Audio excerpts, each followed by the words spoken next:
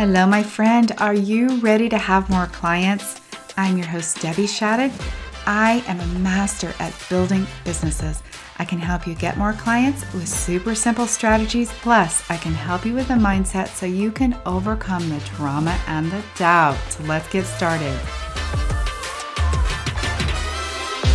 All right, welcome to the Women's Business Success Show. I'm excited to have another guest on our summer series, the Grow You to Grow Your Business series. This one is a little bit of a departure from the other episodes that you've listened to about meal planning and about organization and some other things. And I'm going to have somebody talking about time management come next week.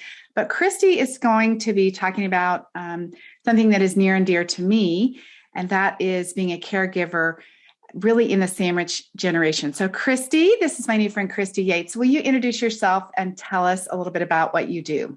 Sure, absolutely. Thank you so much, Debbie, for inviting me to speak with you today. And my name's Christy Yates. I'm a coach, I'm an author and a speaker, and I talk a lot these days about the sandwich generation. So a lot of people have heard that term. If you know it, then you kind of know what I'm going to talk about. If you haven't heard the term, it's really those folks who are raising children or even having adult children living with them. Maybe they're taking care of and raising their own grandchildren, and at the same time caring for an aging parent.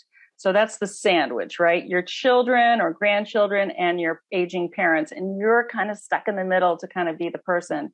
And over this last year with the pandemic, we've seen lots and lots of people change their family structures because of this. And lots of people who've been in care facilities or getting in-home services really suffered from changes in routine and not being able to see their loved ones. And so it's been a real awakening to the situation that we're in. And the last thing I'll say is really about 50% of Americans, this is according to Pew Research Center, are in the sandwich generation. And it's only getting larger because the baby boomers are all starting to really age into retirement, and then people are caring for them. So that's short and sweet. So I talked with Christy a little bit about my situation. I have taken care of my mother and my grandmother, and what a privilege it was to do that. But I said to Christy, like, oh my gosh, I wish there was a handbook on this. Like, I remember saying to my friends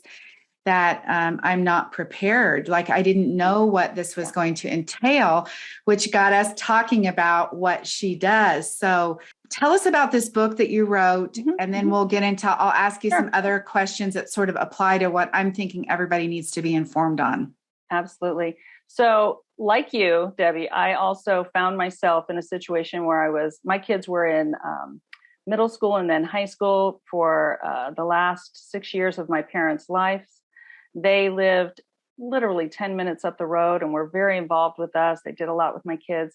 And this was in 2015 that they both died. They died about 7 weeks apart, which is not unusual. But I, too, was looking for what do I do? And there were a lot of books that talked, not a lot of books, but there were books that talked about how to be a caregiver or what to do for seniors.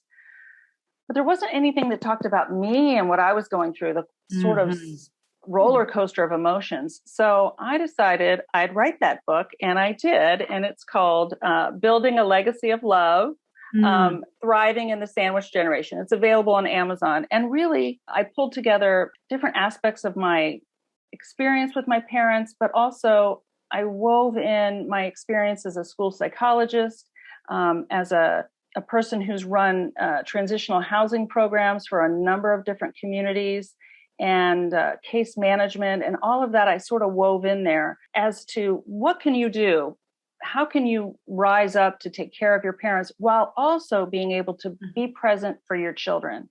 And the one thing that really stuck out to me is that this is a time when our children are really learning about how to care for us someday, right? We're teaching them how to do this. And so are we teaching them the way that we really want to be cared for? Are we showing up? Because here's the bottom line. I know as a school psychologist, and any of you who are out there as parents know, our children are always learning. We're not always real intentional about what we're teaching, right? But they're always learning. So how can we think about taking care of ourselves such that we can show up to our families with as much joy and compassion and empathy as possible? Because that's what our kids can learn. And this is a really rich opportunity for families to come together. And unfortunately, it's a time that many families are pulled apart. So I really wanted to offer some framework for how we can look at this a little bit differently. And if we look at ourselves, because we're the only ones we can change, then we can start to think about how we can do things, tweak things a little bit, and be able to show up joyfully and energetically for our families. Yeah, it's so much. The women that are listening to this podcast have their own business. Mm-hmm. And so a lot of people are working at home. And, my daughter's grown, but I'm very involved in her life. But some of you guys have kids that you raised or kids that you did homeschool with last year. Mm-hmm. You've got kids at home. Then, as you mentioned, you had parents that were moving back in out of facilities because you weren't able to see him. And I even remember for my own daughter, who is 28 years old, so she was older in the last couple of years when both my grandmother and mother died, that there was these weird times where sometimes I was begging her to be involved, and then sometimes she was, very detached. It was interesting. So how do you go about navigating sort of with your kids? Right. I don't know. Sometimes I was mad at her, like, can't you pay attention to Grammy? Like, she's not going to be here forever. Right. And then sometimes it was like, I felt bad about that. So how do you sort of navigate that? Wow. I mean, you're touching on a lot of different things that I've really tried to address in the book. And the first thing is, it's really important to pay attention to the age appropriateness, right? So you've got an adult daughter, so there's a lot more frank conversations that you can have. But for those of you who might have younger children, even middle school and high school, think about all the struggles that the normal developmental struggles they're going through, right?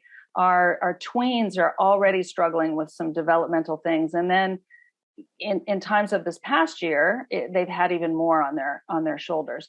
And teenagers are starting to think about a lot of different things, and they are going through their own normal, natural developmental process. So we have to think about where they are. So I do talk about ages and stages and how you might involve them. And little kids might have fear of a grandparent who maybe, is both of my parents had some form of dementia. My dad had vascular dementia and my mother had Alzheimer's. And really that is a growing trend, that dementia is really prevalent in older stages. And we're seeing that more and more. And women are being diagnosed with Alzheimer's at a higher rate than men. And that can be frightening to a child.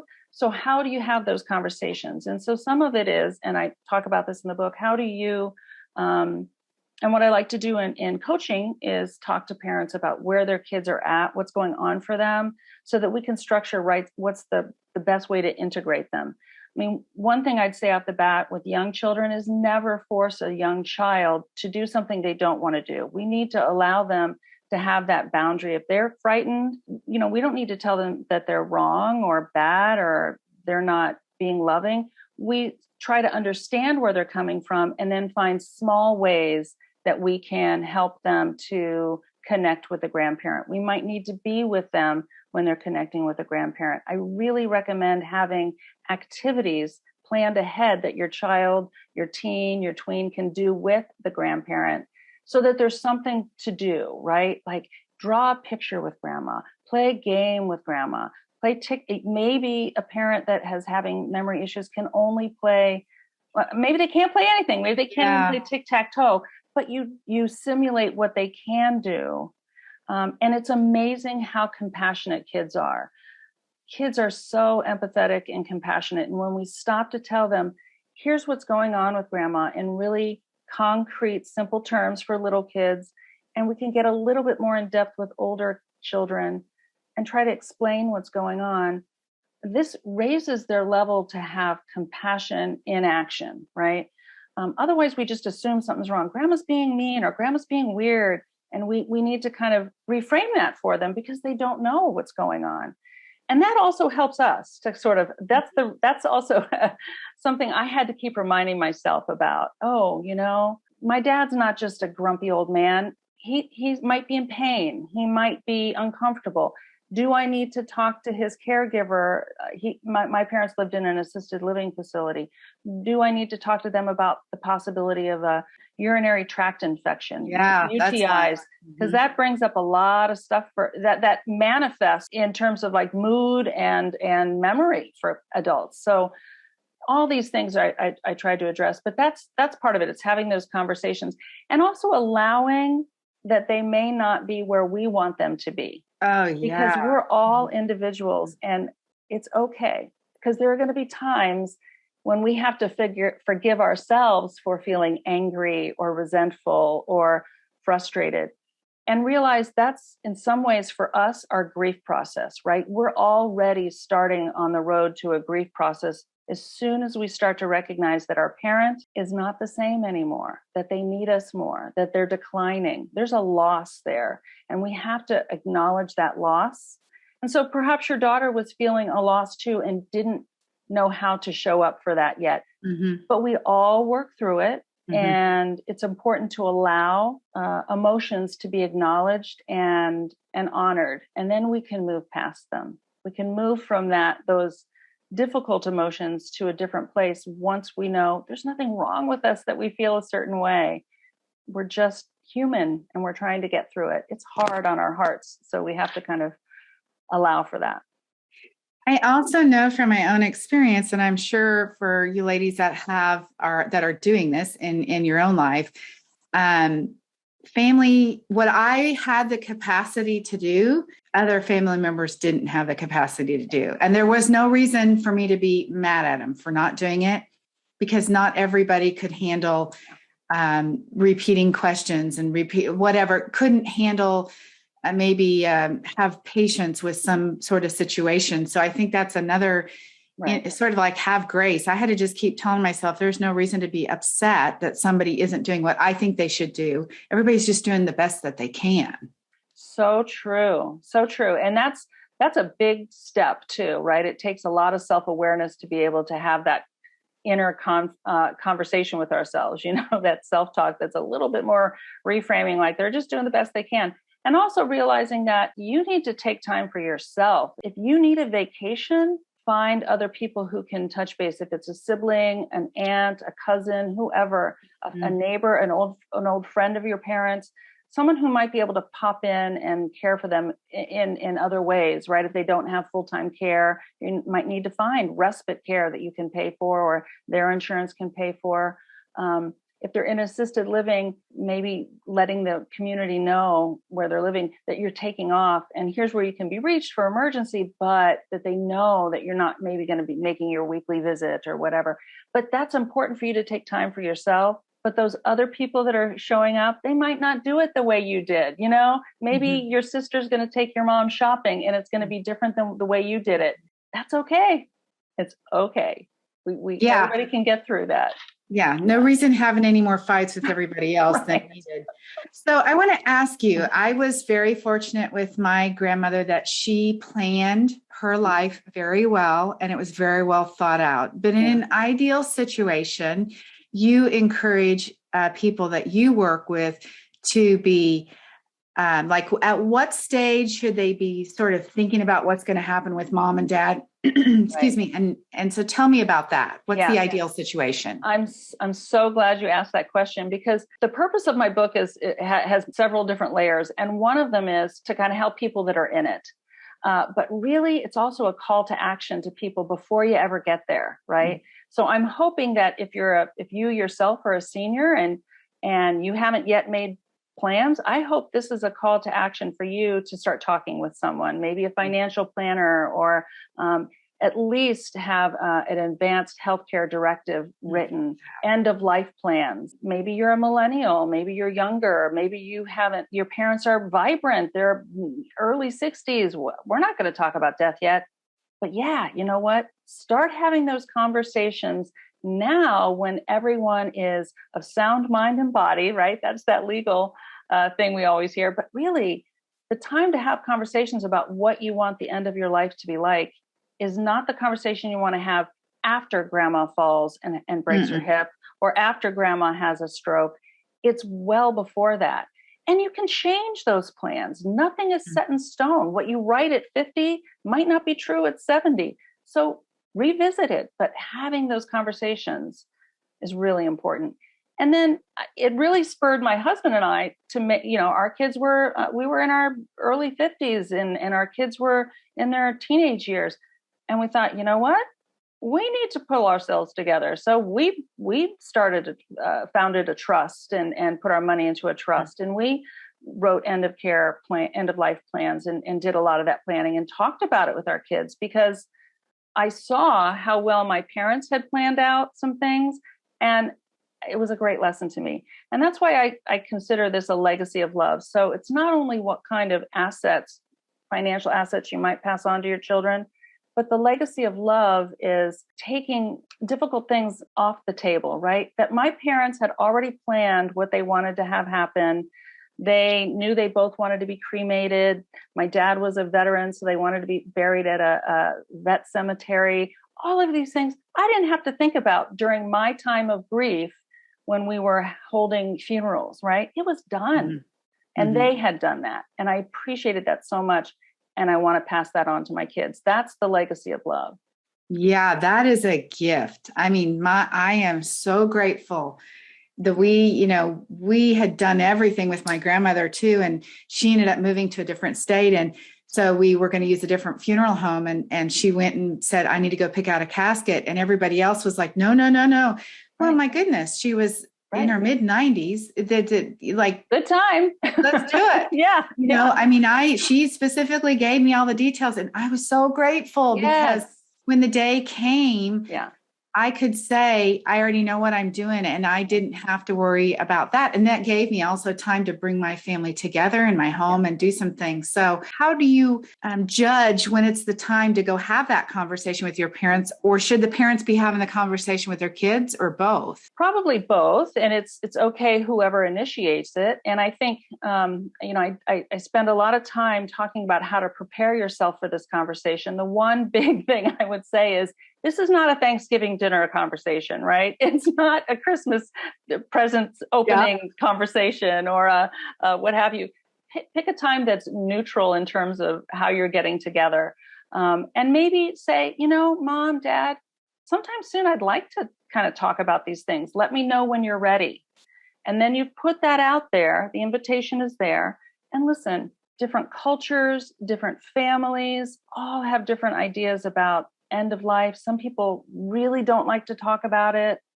Some people are willing to. And so you have to sort of gauge that. And it's kind of like money, right? There are some families where people talk about money, and there are some families that never talk about money. And money is something you have to talk about at some point. Like, Mom, Dad, what's your financial situation? What are we looking at? Again, those are conversations you want to have before you don't know what's going on and you got to dig through stuff. So I think the first thing is to, at a neutral time, if you're feeling ready, and I sort of offer a way to get yourself ready for that. And really, that's so important, getting yourself ready to have this conversation. And so look inside yourself. How do you feel about talking about these things? How do you feel about yourself? Have you thought about it for yourself? And how would you want to be asked? That can lead you down the road of how to ask your parents. But I think putting that invitation out there sometime soon, let's do this, because I just want to make sure I honor your wishes. And then you've left that invitation open. So if you were going to work with somebody, which I'm not trying to wrap this up, but if you were going to work with somebody, that's actually what you guys would do, is sort of figure out, like, what questions do I need to ask? This is where they're at. Maybe this is their personality.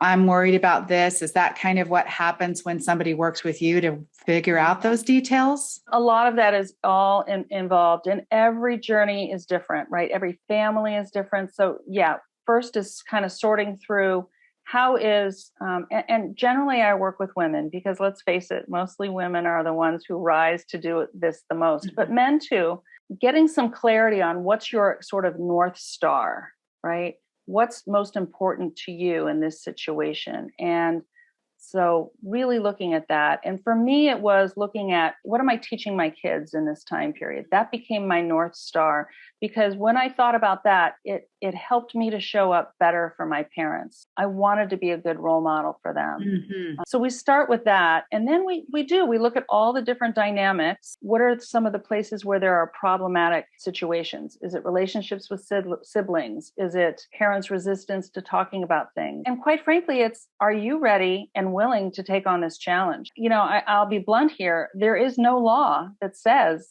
any adult child has to care for an adult parent, an aging parent. There are laws against elder abuse, thankfully, and there are laws about caring for your child, but there's nothing that says you need to take care of your parents till the end of their life. But most of us do something. Most of us take some time. I've worked with women who had very, very fraught relationships with their parents, or one parent. It was hard for them but there was something in them that felt like, this is what I want to do. It's my way of resolving a history of difficulty. And I just want to be able to make sure I do the best I can do. And that's what was their North Star. You know, I had this terrible relationship with my parent, but they need me now. Yeah, I have resentments, but I need to look at how that's impacting me as a human being. So maybe taking some time to do some things is going to help me resolve that so I can be a better person in my life as well. So there's lots of different layers to that, Debbie. So I think those are all good questions. And the things you talked about are definitely things that we would do in that process, but we would kind of start with that clarity piece. Oh, yeah. I mean, I had a great relationship with my grandmother and she raised me, and I didn't have a good relationship with my mom and I took care of her too. So there is a lot of that where you have to sort of check in with yourself. And I just thought at the end of my life, I want to be able to say I did right no matter what was done to me. Right. Okay, let me ask about a couple of things that I hear all the time. Car keys, because I mean, my grandmother and my mother-in-law right now, this is like, we need to take, and everybody that I know who has parents like this age, like the first conversation is, you can't drive anymore. And that is like, and then the money, like the checkbook and the car, but the car is like, all of a sudden their freedom is, they feel, which I can understand. Oh yeah. It's total independence, right? I get to come and go as I please. I want to go to the store now, so I'll just jump in my car. And this is one of the crazy things about being in the sandwich generation, because you might be having a conversation with your teenager about car keys, right? Like, here's what you need to be able to use my car. And then you're having a conversation with your parent about, we want to talk about the car. And so I offer a lot of different things. I'll tell you, quite frankly, most departments of motor vehicles in every state have some really great guidelines. So we don't think about those things like that. We can't find resources out there. But really, I looked at a number of states, and almost every DMV website has something about older drivers and how to have those conversations.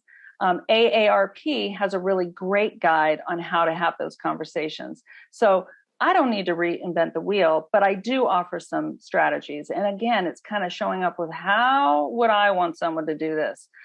The other thing is to have some forethought about what could they do instead, right? Are they able to navigate through Lyft or Uber? I mean, I just heard somebody did that for their parent. They gave them like an Uber driver that was their driver. Call them anytime you want to go somewhere. And I was like, okay, that's brilliant. There you go. Least they feel like they don't have to call you and ask. Right, I mean, it depends on where your parent's at, you know. Exactly. I guess cognitive wise or something. Exactly. My parents, no way. They could, you know, even before they had some form of dementia, were not great with, I mean, we had to go reprogram the VCR or the DVD or whatever. It was crazy. So looking at their ability to do that. But what other alternatives? Is there public transportation that's safe and close and goes where they want to go? If they're living in any kind of community that, like my parents lived in a Sun City, right? So they were living in a place that had some services, right? So they could get on a bus and they could go someplace, right? But some people don't live that way. Some people live pretty remotely. And so how can you organize them getting out? Are there friends? Getting to church might be getting a friend to take you to church. Most faith communities have something to help people, right? Or if they don't, you can help start that, right? Like a ministry that might help people. Oh, let's go pick up 3 people here that can't drive anymore. And that's a wonderful way for people to give back. But I know that these are out there and we just have to look a little harder for them.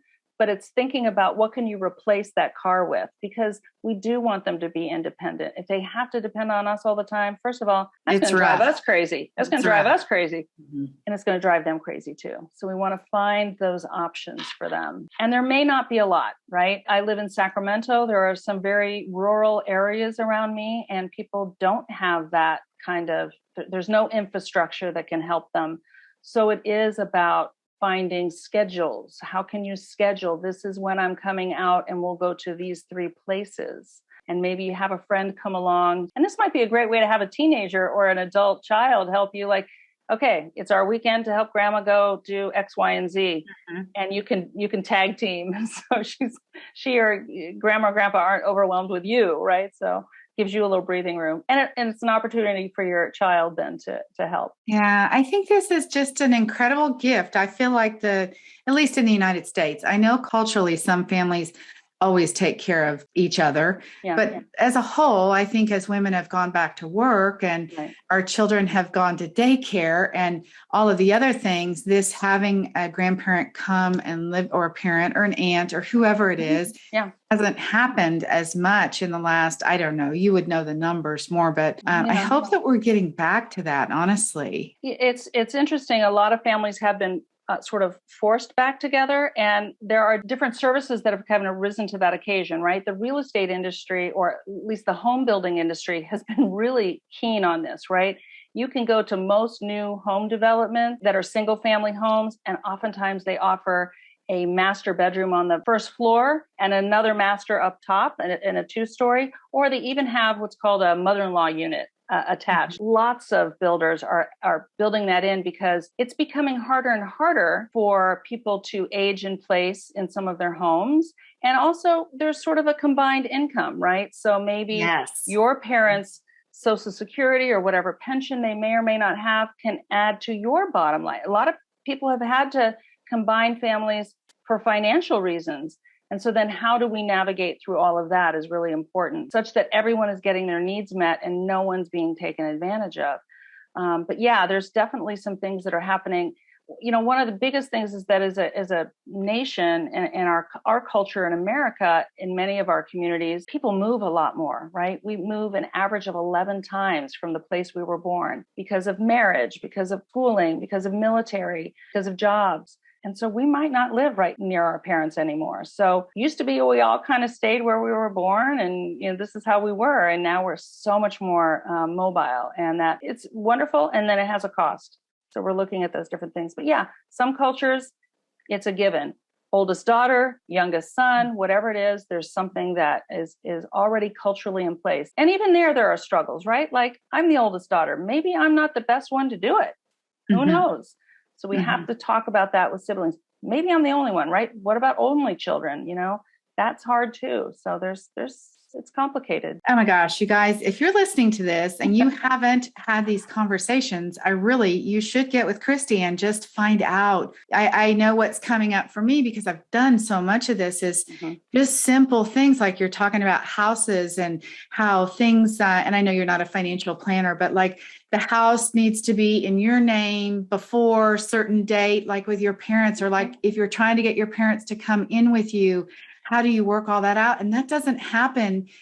It's too late once they've already fallen and you say, I need to find a house with a mother-in-law plan. This is the conversation that you have early, like in the next 5 years, we need to move to a home, God willing that it all works out timing wise that we need to move to a home that has this. So one of our parents or your parents or whoever, we have a space for somebody because it really, it's something that takes preparation. Yeah. All right. I want to ask one more question that maybe will throw you for a loop, but look, last year, COVID was so challenging. My mom was in a nursing home and passed away while in a nursing home, and I couldn't come in. Yeah. And now here we are in August, not to be a Debbie Downer, I can say that about myself. We're looking at potentially maybe again with the pandemic or with the Delta variant changing. What are your thoughts about COVID and and I don't mean no political conversation about vaccines or any of that, but I mean, how do you navigate that? And what are your thoughts that come up about that? I'm just curious. Yeah, excellent question. And I think that we have learned a lot. I think that the medical community and specifically the senior communities have really had time to look back and see what they did well and what they did not do well, right? Mm-hmm. And we know, and most people who are in the geriatric care field know that isolation is really hard for seniors, right? That isolation can actually accelerate dementia.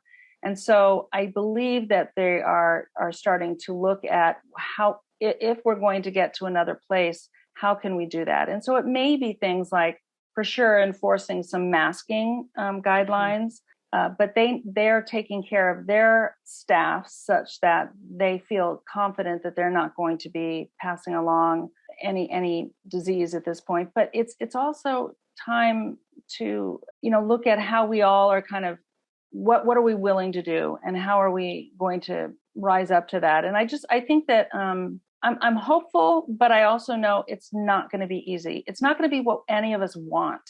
And so we have to calibrate our expectations to reality, right? And so again, that's that North Star mentality. What's most important here? And so we'll have to make some tough choices. But I think that we're seeing a lot more people get vaccinated, and that's helping. And then if we do have some masking and we are careful about how we're living such that we're not going to be taking something in with us, that's really the best we can do. And again, we have to look at our feelings about that. And if we don't feel that we can do that, then there may or may not be a cost to that. So we have to be realistic. But we have to calibrate our expectations. It's not going to be what any of us want. Well, yeah, it never is, right? Yeah, You're never, or at least my experience is, no matter how prepared I was and no matter how prepared they weren't, I still wasn't prepared. So I needed you, Christy, is what I needed. All right. This has been super insightful. And for some of you guys who are younger than me, who have not had these conversations, or who have, if you are in my age and you haven't been thinking about this, because my husband, I'm 57, because of all this, we've had these same conversations too with my daughter, poor child, the only child who has to take care of all of us. But yeah, it's important both ways. I would really encourage you. Christy, tell me how people can connect with you. I will for sure leave in the show notes a link to your book, a link to your website.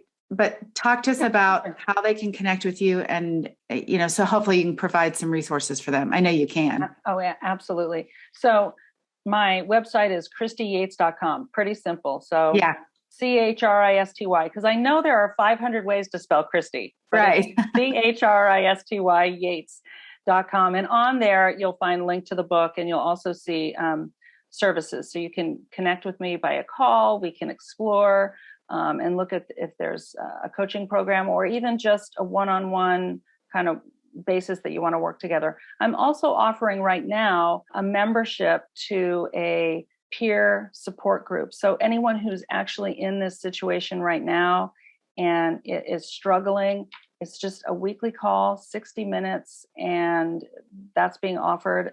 As I'm getting more demand, I'll open that up at different times. But I have people from all over. I have people from the UK, and I have people from different time zones in the US who've joined that. And that's just a weekly check-in, because knowing you're not alone is a really important thing too. Oh, yeah. But I will be offering some webinars and e-courses in a few months. But those are some of the ways that you can connect with me. And there's also some, if you go to my website, you're able to sign up for a quick freebie about self-care tips, because really you got to take care of yourself, right? You got to definitely rise up and take care of yourself, because you're the linchpin between your parents and your kids and taking your care children. of everybody, right? Yeah. And like I already said, in your careers and if you are wives or whatever, there's just a lot. So take care of yourself. Yeah. And get with Christy. Christy, thank you so much. This work that you are going to do and that you are doing is really so needed. If you guys are listening, and I'm going to put Christy on the spot, if you guys are listening and you have a parent in a assisted living situation, or if you are part of maybe a networking group of, let's say, women that are maybe of a certain age, whatever it is, and I bet you Christy could come and speak to you guys via Zoom. Now we are all on Zoom, and just sort of give you the highlights of maybe next steps or what to expect or how to navigate this process. Is that right? Absolutely. Absolutely. Yeah. I would love to do that. And I've done a number of those, and that would be awesome. So if you were in a group, a community organization, a faith community, I would love to come and talk to groups about this, to just sort of plant that seed, because these are the conversations we need to have. So, yeah. Yeah. All right, you guys, ladies, have an amazing week. I will see you next time on our summer series where we talk about time management. Thank you. Thank you so much, Debbie. Yeah. All right, my friends, are you ready to get more clients? Let's go do it. Have an amazing week. And if you guys want that business assessment, I want to help you with your business. DebbieShadid.com/let's chat, LETSCHAT, for a free business assessment. Until next time, bye-bye.